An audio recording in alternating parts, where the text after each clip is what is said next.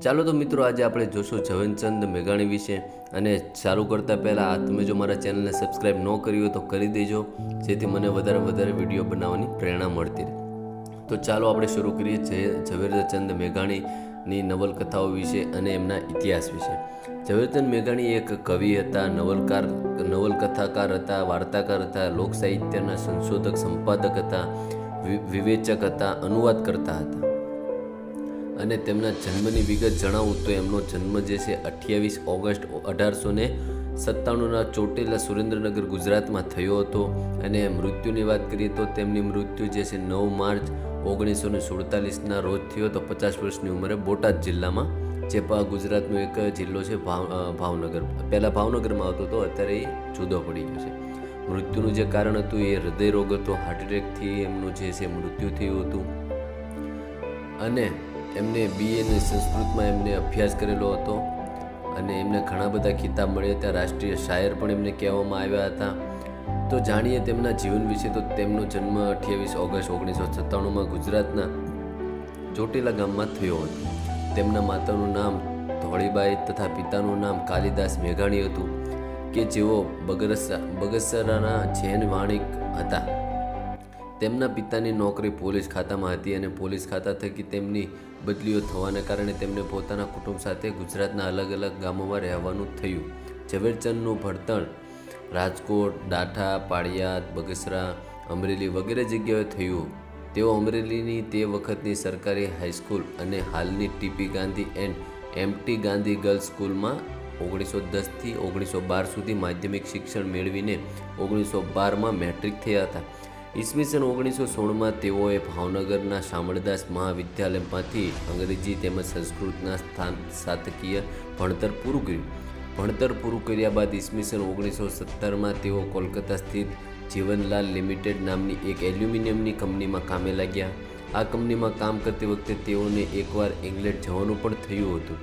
3 વર્ષ આ કંપનીમાં કામ કર્યા બાદ વતનના લગાવથી તેઓ નોકરી છોડીને બગસરા સ્થાયી થયા. 1922માં જેતપુર સ્થિત દમયંતીબેન સાથે તેમના લગ્ન થયા.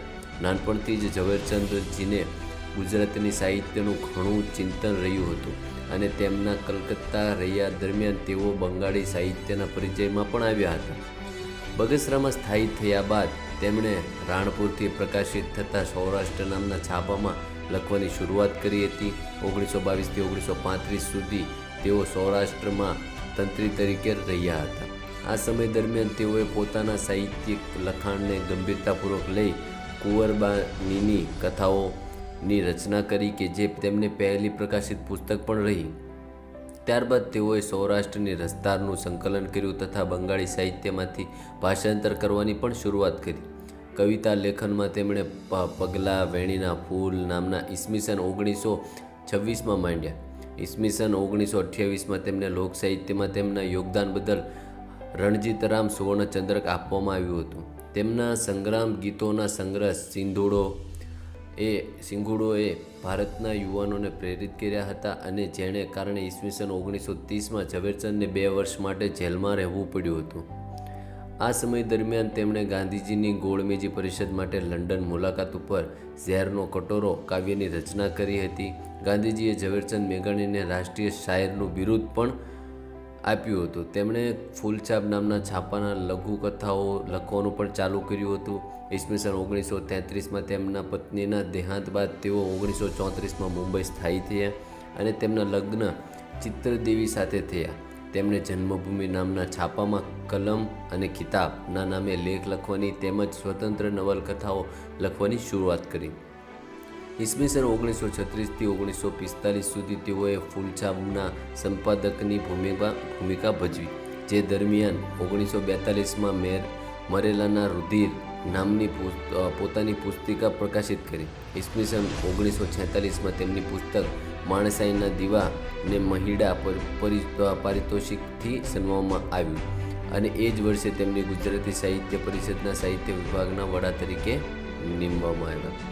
એમને ઘણા બધા સન્માન પણ મળેલા છે. ભારતીય ટપાલ વિભાગ દ્વારા 14 સપ્ટેમ્બર 1999ના રોજ તેમના માનમાં ટપાલ ટિકિટ બહાર પાડવામાં આવી હતી. અને આવા તો ઘણા એમના જે છે એ કાર્યો હતા, જે આપણે આ વિડીયોમાં અત્યારે હાલ તો વિડીયો ઘણો મોટો થઈ જશે, પણ આ હતું ટૂંક એમનું જીવન ચરિત્ર અને એમના વિશે ઇતિહાસ. તો આવનારા સમયમાં આપણે આવા જ વિડીયોઝ લાવતા રહીશું. તો વિડીયો પસંદ આવે તો વિડીયોને લાઇક પણ કરજો અને સાથે સાથે મારા ચેનલને સબસ્ક્રાઈબ પણ કરી દેજો.